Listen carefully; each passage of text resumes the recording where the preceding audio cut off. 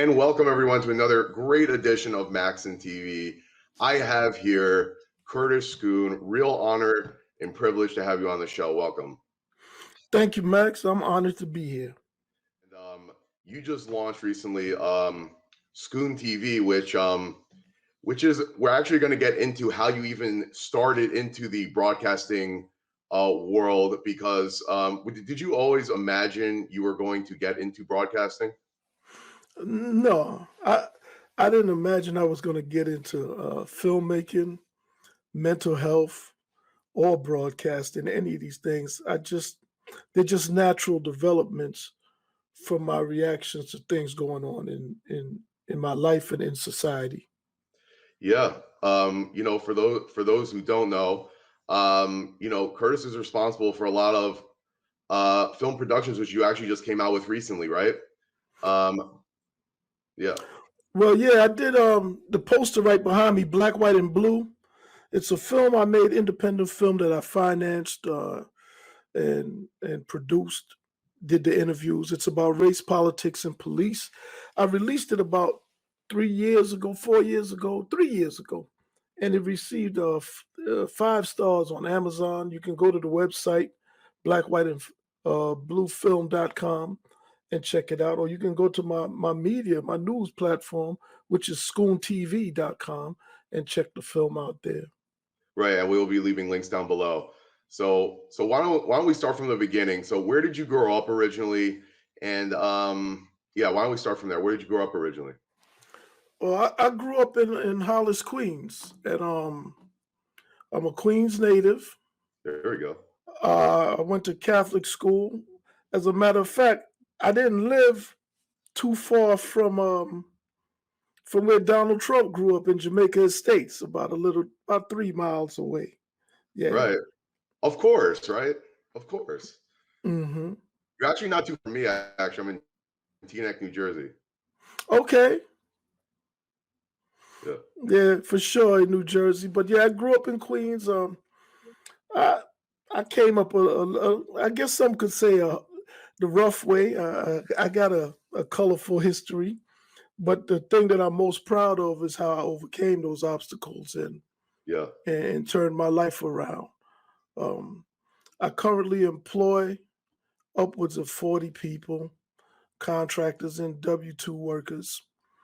And this business that I'm starting now with SchoonTV.com is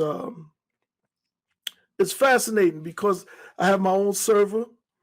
Um, I'm putting out content that's unbiased, unlike what you see in most media.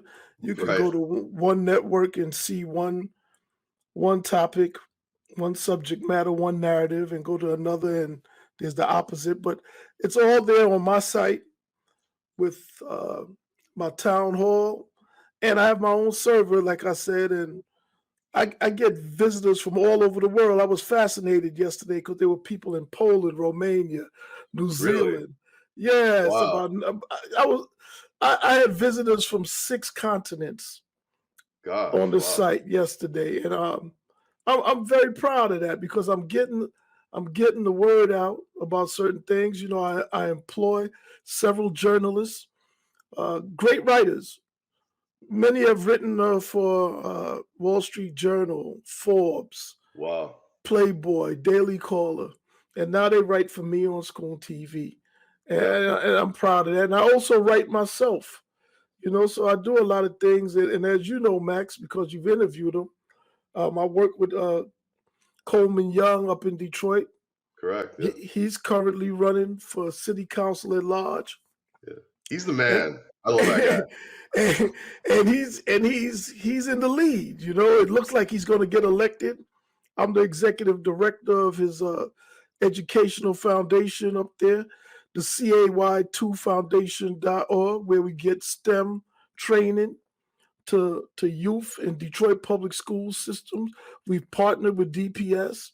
So I'm just doing a lot of different things, and I'm trying to be as positive in my contributions as possible, as I think we all should.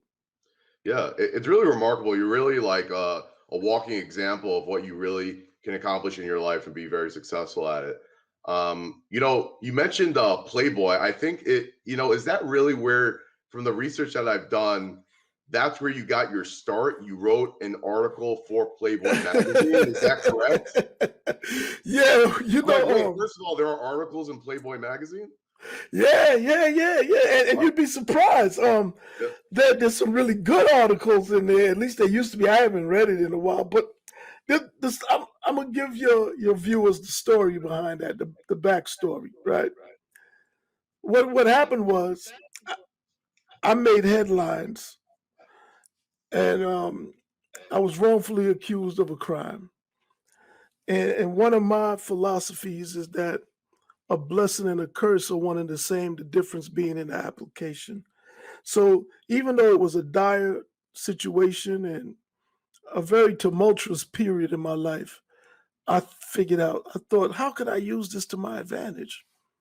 So I pitched my story to Playboy. They had a submission form for articles, and I told them I didn't have a article. I had something better. I had an exclusive story. And Mm. the story was I was accused of killing Jam Master Jay, a guy I knew all my life. He lived around the corner from me. And of course, they've arrested some other people just last year, but I carried that burden for a long time. And Chris Napolitano, who was the features editor at the time, he got back in touch with me. And I remember his email. He said, "This is the most curious email I've ever received while working here." And we developed a rapport and we were going back and forth. And he decided that they would tell my story, but I needed to be the one to pitch it.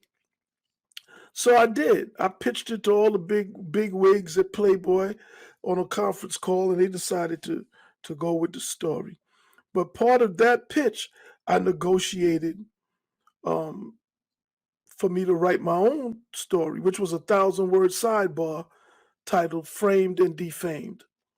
So Chris agreed to do that because he had been corresponding with me in writing previously. So he saw that I had a command of the vocabulary and my writing skills was somewhat decent. I think it's pretty decent, you know. And so I they agree. paid they paid me to write.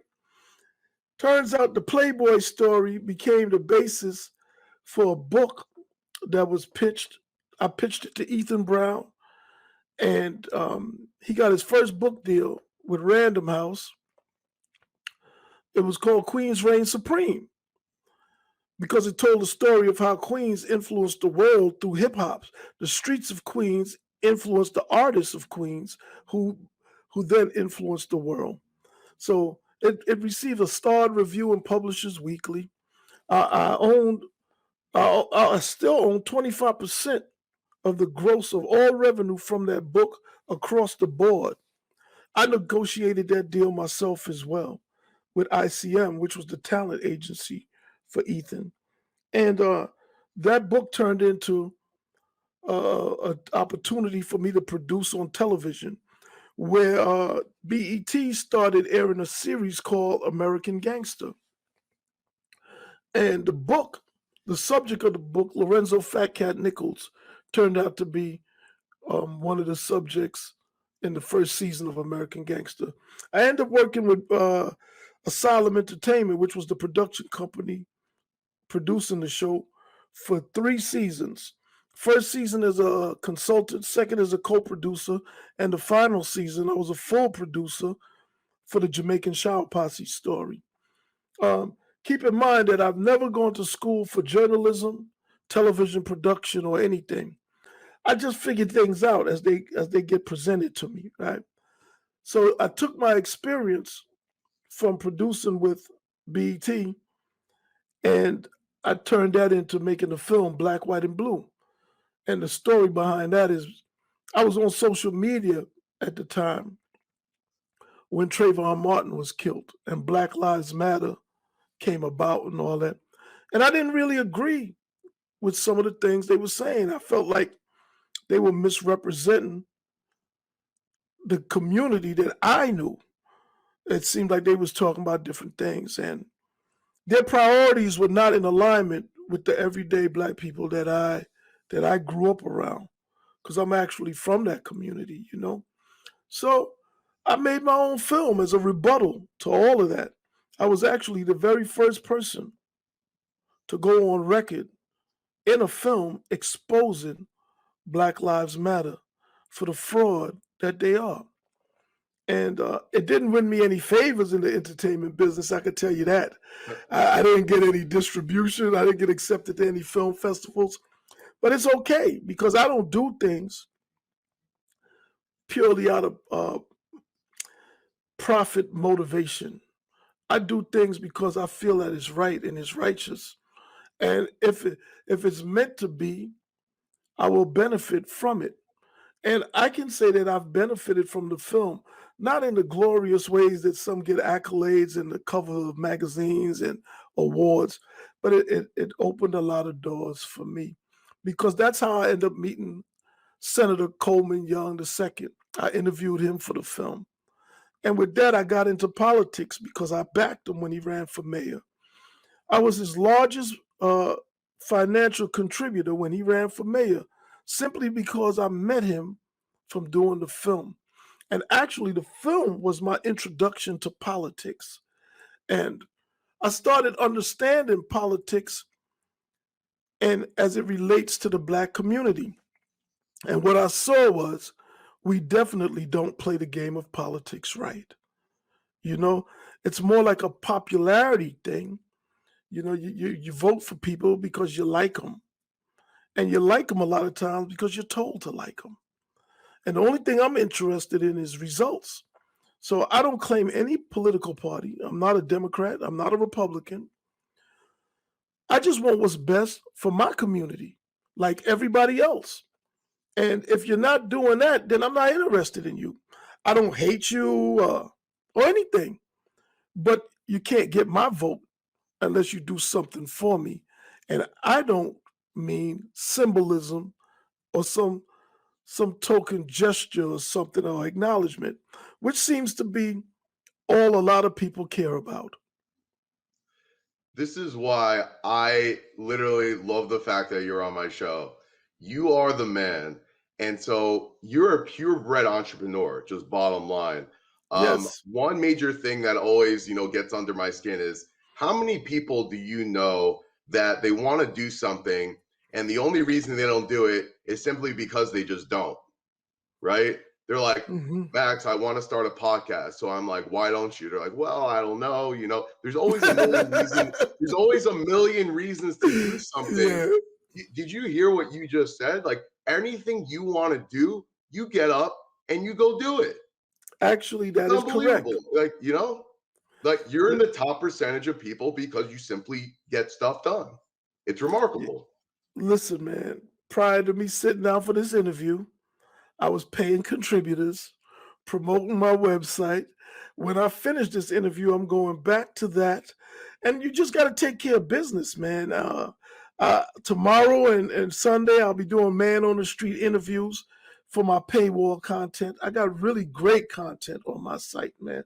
I really wanted to do something to bring media and journalism back to what at least I thought it once was. Maybe it's always been propaganda. I don't know, but I'm not about propaganda. I don't have a problem with people who have different views from me. Nothing. I think everybody should be heard and let the people decide for themselves. And I don't think that's what's happening. That's what motivated me. When Trump lost his Twitter page, I said to myself, man, if they could do this to the president, they could do this to me. And if we can get deplatformed, as they say, simply for not towing the line, then that's not good. We might as well be in the Soviet Union. The media might as well be Pravda. I don't know if you remember Pravda, but that was the official Soviet paper that printed nothing but propaganda. And in a lot of ways, Americans are like frogs in a pot of boiling water. They don't even realize that they're being cooked because the temperature is being turned up so slowly. And I think that's dangerous. I think we all have to be mindful, regardless of our differences. We all have to cherish the freedom that this country represents. and accentuate the things that we have in common to maintain that freedom. 100%. 100%. So you mentioned, Black Lives Matter and everything. You don't necessarily agree with their views. Can you elaborate on that a little bit? Well, if you go on the Black Lives Matter website, I don't know if it's still up there, but it's in my film. They promote, you know, destruction of the nuclear family, a lot of LGBTQism stuff, right? And again, I'm not a bigot, I'm not a homophobe, I'm not a misogynist or anything. I just want to know how is that going to help the black community, and what does any of that have to do with the protesting of black men dying at the hands of police officers? It has nothing to do with it. What has happened is an issue that will resonate with black people has been co-opted by other people using black faces to advance an agenda that has nothing to do with us. In fact, the death, the trauma of heterosexual black men has somehow become political currency to advance those set agendas. And that's very, very duplicitous, at the least. Some may say sinister. You see, and for me, when I look at the black community, there's a couple of things that we never really address. Some of it is our own fault. Some of it is the fault of others. But we have to get our act together, and we are constantly at a disadvantage because of our economic deficiencies. And also, truthfully speaking, a lot of us just aren't willing to sacrifice to correct those economic deficiencies. We want it now and we want it right away. And a lot of times when people offer you things right away, it's not going to be what you think it is, you know? So rather than making a lot of speeches and getting on a soapbox pontificating all the time, I prefer to lead by example. I think the way I live my life, as far as publicly, is what it's going to take to turn the community around. When Black Lives Matter attacks the nuclear family, what they're not saying is that there is no example of their definition of family that has succeeded in world history. So it turns the black community essentially into some kind of experiment. Let's see if this will work. But what if it doesn't? The fact of the matter is, every successful community, ethnic group, irrespective of race, religion, or what have you, that thrives in this country, it does so because of a solid family unit, the patriarchy. And if you're not promoting that, I don't think you mean us any good. We know what works. Why don't we promote that? Why do we need to try something different? I I just don't get it, but I do get it. There are people in our community who will do anything for their proverbial 30 pieces of silver. And man, it's just sad. It's just sad. And that's the danger of celebrity worship and material worship. When you make money your God, and celebrities your prophets, you're on the road to hell. Yeah, no, 100%. That's really deep insight right there. And I couldn't agree with you more, honestly. So it's going back to your early days, actually, unfortunately that incident happened. You were accused of something you clearly didn't do. Hmm. Where was where were you heading at the time? Like, I assume because that happened, that's how you were able to get into broadcasting. And so if it didn't happen, where do you think you would have gone? Yeah, that's a good question, Max. Uh, I'm a firm believer that all things perpetuate destiny. At the time when I was wrongfully accused, I was at the lowest point in my life because I didn't know what my next move was going to be. I was 38 years old and I was trying to reinvent myself because who I had been and what I had done was no longer of any interest to me. I knew that couldn't work. So I'm trying to reinvent myself at 38 years old. And it was hard. And then in the middle of all of that, then I get thrown right into the fire. And they say what don't kill you will make you stronger. So I would like to think that I'm a living testimony to that, man, because I could have tapped out at that moment. I really could have. And I'll share something with you and your viewers. It's a little personal, but in around May of 2002, because I was accused in October, around May of 2002, I had a dream.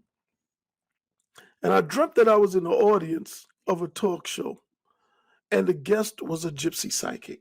So when he brought her out, she looked at me and she called my name. And it shocked me. This is in my dream. And I told her, I said, if you want to impress me, tell me how to get rich. So remember, I'm struggling, I'm broke. So this is on my mind, even in my dreams, right? Right. And she says, if you want the light to shine on you, you'll have to come out of the fire. So I awoke instantly, my eyes open. It was the weirdest dream, man. And I was wondering, what does that mean? Like, I got to come out of the fire. When I was accused and my name was all over the news and I was on the front page of the papers, I knew what the fire was. See, when you're on fire, you don't have to ask, well, what does that mean? You'll know what it means because you're going to feel the heat. But believe it or not, that dream gave me the confidence and the hope. Because I said, you know what, if this is the fire, if I come through this, I'm going to be all right. And I'm telling you, I've been all right ever since, man. Like, You've been more than all right. I've been all right, but because I was down, and it would have been easy to quit. But something, I had hope. I said, if I could just get through this, I think I'm gonna be all right. And that's just how it worked out. I don't know what that was, but that's what happened. That's amazing. I actually recently came out with a post of all of I named like 5 or 6 companies that were started by founders who were 50 years old or older. And the names of the companies are companies that everyone sees every day. McDonald's, Geico, Wendy's. Can you imagine not having life without McDonald's or Wendy's? Like, seriously. These companies were started by people after 50. And so you're you're just another example of, a lot of people think, well, I'm too old. What am I going to do with it? What am I going to start? And look how much you're able to accomplish, right? And yeah. Listen, man, I did not find my way until I was 46. And when I talk to young black men, I make sure and emphasize that to them because you can't give up. You cannot give up on life, man, because you never know. 46, I started my own business in Washington, D.C., which is an outpatient mental health business. Currently, I serve, well, myself and my business partner, we serve 1,000 clients roughly. We employ several doctors and nurse practitioners, a plethora of therapists, caseworkers, and the like. And I would have never imagined that I would be in mental health. And that mental health business is the foundation of everything else that I did. Uh, as far as back in Coleman, with the STEM program, with the film, even with SchoonTV.com right now. That business put me in a financial space where I could do certain things. So, a couple things, I live below my means. And this gives me the ability to invest and expand, diversify my portfolio, should I say. So I try different things, because a lot of us, regardless of how much money we make, people get in the habit of living check to check. whether that be the guy whose check is $500,000 or the guy whose check is $500. We kind of spend money before it even gets there. So it comes in one hand and goes out the other. And I have a lot of financial discipline. And I take risk. I take calculated risk. I'm not big on the stock market or anything. I do dabble with it a little bit because, you have to. But primarily, my major investment is me. I bet on me. That's the safest bet for me. People ask me about investing in them. No, I invest in me. I'm sorry. But any money I have to invest in anyone is going to be in my own ideas because I got a bunch of them. There you go. And so it's funny you say that. My dad actually was a financial advisor, and so he told over the story where there was a couple, a husband and wife, and they were both janitors. I mean, and we're talking, probably the 80s, something like that, probably Mhm. 80s, 90s. I mean, if he probably brought home $7,000 for the year, and she probably brought home probably $8,000 for the year. I mean, I'm Wow. talking like Yeah, nothing, yeah, yeah, yeah, zero. yeah. They came to my dad and they had $100,000 to invest, right?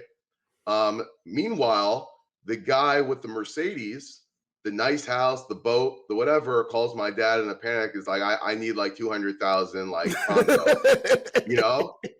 So All he the mentioned time. it really has nothing to do with really how much money you're making. It's how you're managing it, Yeah. right? Yeah. Someone told me the other day, it's not what you make, it's what you keep. You Right. know? It's what that 100%, 100%. Like you spent $1 million on a boat, yeah, but you got 4 cents, and I'm from Miami, I'm used to that. The guy drives a Ferrari, he's got 42 cents in his bank account. Wow. Yeah, but Yeah. that's Miami. It's all glitz and glare. So Yeah. how did you originally start your facilities? Actually, that's My mental first of all, health. that's not easy to do. That's very difficult. Here we go. Story time again, right? So All right. so what happened was when after the incident in New York, I had to leave New York because I was a little wary of the police because the case was unsolved for 18 years. And I definitely didn't want to be picked up, charged with something else so they could try to put the case on me or whatever. So I went to Atlanta. My mom was down there, and I was actually selling bootleg DVDs. And a guy that I had known and hadn't seen for 15 years, he saw me in the parking lot. And he had become an ordained minister and licensed social worker. And he introduced me to the field. Now, I was working with BT all at this time as well, working on American Gangster and doing the book thing. But entertainment stuff doesn't really pay a lot of money until you really make it. But on the way up, man, it's a pittance. So I was supplementing my income selling DVDs and stuff like that. And he introduced me to the idea of mental health because he was a therapist. So he would ask me, he said, "Look, man, I want to open a business and I want you to be a part of it." I had no interest in being a part of it because I didn't know anything about mental health. And I'm very kind of guarded about staying the course with my own vision and rather than letting other people take me on their vision. So I wanted to pitch a movie and stuff. I was working on a series. I went out to LA in the summer of 2009, and things didn't work out for me. So when I came back, I ended up working for this friend in the mental health field in the business that I was supposed to start with him. And it was so easy for me. And when the auditors came, they read my notes and they identified my notes as an example of what everyone's notes should be like. Get out of here. For real? Wow. Yeah, man. So Wow. I immediately started planning to do my own business. I felt like I missed the boat. But because I'm a man of principle, I didn't want to start the business in Atlanta where he was. So I started it in DC where I had a substantial network and had relationships because we're dealing with you got to have some kind of contacts within the municipal governments and stuff like that to get these contracts. And a good friend of mine who I went to school with, he had some serious relationships.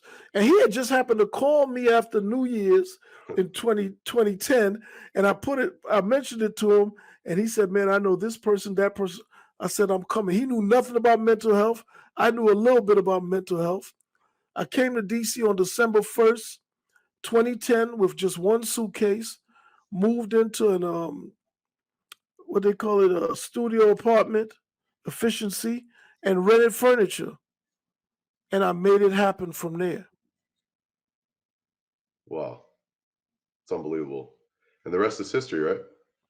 Well, I ain't finished making history yet, Max. That's a great answer. I love it. I love that answer. Anyways, we are running down on time. Just to end off, I think you're an unbelievable example as far as entrepreneurship and really just getting stuff done and really making your life to the most of it. Is there any specific message you'd like to end off with about, to an aspiring entrepreneur? Yeah, you got to overcome your fears. Don't become a prisoner to your fear. And losing is part of the process. You guys are hearing all the good stuff, but I've taken some losses, and I learned from them, and they make me come back better and stronger. Stay focused. Stay focused. If you really want something, dedicate your time to it, and don't make time for people who don't want the things you want. 100%. 100%. Well, Curtis, I really appreciate you taking the time to be on the show. I really enjoyed it. I'm sure everyone else will enjoy it as well. And please make sure to check out scoontv.com, correct? Scoontv.com. Correct. And subscribe. And subscribe. There we go. Yes. And any other areas where people can contact you? Well, I'm on LinkedIn, Curtis Scoon. I'm on Twitter @ScoonTV. I'm on Instagram @ScoonTV. And primarily my website, scoontv.com. It's doing really good. If you like to read substantive journalism, that's the place to go. We have views from the left, right, and center at the town hall, and we also post articles from around the world. No entertainment stuff, all business, social issues, politics. That's it. So if you're a serious thinker, come to scoontv.com. Right. And if you are in the Detroit area, you know who you're going to vote for as well. Coleman Young. Coleman Young. There we go. There we go. City councilman at large. Right. Next step is City Hall. Look. Right. So if you're from Detroit and you're watching this, you need to vote for Coleman Young. So I'll be leaving links down below. Curtis, I really appreciate it again, and thanks for coming on. Thank you for having me, Max. Absolutely. Shabbat shalom. Shabbat shalom. Thank you. All right. Thank you. Hi, I'm Curtis Scoon from Schoon TV, and you're watching Maxin TV, the best. Don't forget to like and subscribe.